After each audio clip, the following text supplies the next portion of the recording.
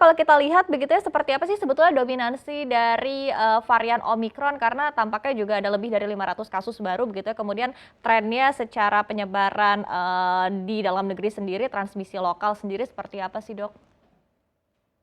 Iya, sebenarnya saat ini sudah tercatat 506 kasus Omikron yang kita deteksi. Tapi memang dari 506 tersebut, kalau kita lihat ya, penularan lokal itu ada 84. Jadi memang sebagian besar itu adalah karena pelaku perjalanan luar negeri. Artinya resiko pada waktu kita melakukan perjalanan luar negeri terhadap kasus Omikron ini sangat tinggi. Nah, sementara itu kalau kita lihat tren peningkatan kasus Omikron ini memang lebih banyak didominasi transmisi lokal ini terjadi di Jakarta. Kita juga tahu ada satu kasus di Surabaya dan 4 kasus lainnya di Bandung yang merupakan transmisi lokal. Tapi secara keseluruhan transmisi yang paling banyak terhadap Omikron ini yang secara lokal kita temukan adalah di Provinsi DKI Jakarta. Oke, tapi kalau kita bedah lagi begitu ya transmisi secara lokal, bahkan ada kasus yang baru begitu kan dikabarkan bahwa, ada seorang begitu yang tertular varian Omikron karena menggunakan transportasi publik begitu. Nah ini kira-kira sebetulnya, yang dilihat oleh pemerintah terkait dengan transmisi lokal begitu seberapa besar sih potensinya, Dokter? Iya, jadi kalau kita melihat beberapa kasus yang kita lakukan tracing ya, seperti kasus terakhir misalnya di Kelurahan Kerukut ya, itu sampai saat ini kita belum menemukan dari mana yang bersangkutan itu mendapatkan sumber infeksinya. Karena indeks kasus atau kasus awal yang positif Omikron itu diketahui tidak memiliki riwayat perjalanan ke luar negeri maupun riwayat kontak dengan orang yang positif Omikron ataupun orang yang baru pulang dari melakukan perjalanan luar negeri.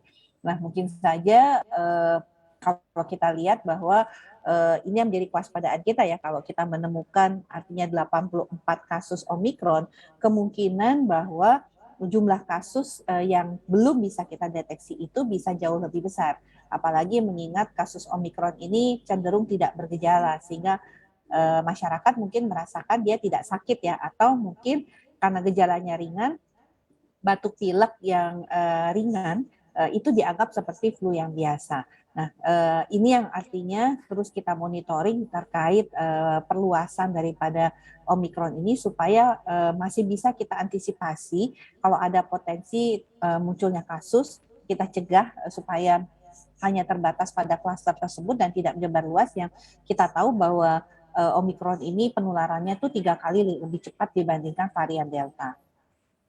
Oke, 3 kali lebih cepat ketimbang varian Delta begitu ya, dan memang sudah ada peringatan juga begitu dari Menko Kemaritiman dan Investasi Bapak Luhut Binsar Panjaitan menyebutkan bahwa ada potensi, lonjakan kasus yang signifikan begitu ya pada bulan Februari, Maret, April 2022 ini. Nah, kalau dari Kementerian Kesehatan sendiri melihatnya seperti apa sih, Dokter? Apakah memang betul begitu ada potensi lonjakan kasus yang signifikan pada periode tersebut? Ya, kita melihat pertama adalah mobilitas ya, terjadi peningkatan mobilitas terutama akhir tahun dan sampai dengan minggu pertama dan kedua ini kita melihat masih ada peningkatan mobilitas. Dan seiring dengan berbagai kegiatan aktivitas masyarakat yang sudah mulai kembali berjalan, pasti akan berpotensi ya terhadap peningkatan kasus. Nah, ditambah lagi dengan protokol kesehatan yang di beberapa tempat protokol kesehatannya ini sudah mulai kendor dilaksanakan. Nah, potensi ini ada ya, dan ini terus kita monitoring ya. Walaupun sejak kasus pertama Omikron kita deteksi itu tanggal 16 Desember, dan kalau kita lihat kasus transmisi lokal itu kita temukan sekitar bulan Desember juga, yang kalau kita lihat peningkatannya itu kan dari 137, 30, kemudian 33 tidak meningkat secara signifikan, secara cepat, tapi tetap kita melakukan upaya-upaya mitigasi ya, tentunya dengan mengingatkan masyarakat protokol kesehatan, pastikan bahwa penggunaan peduli lindungi dilakukan karena itu akan sangat memudahkan pada saat kita melakukan tracing dari kasus positif.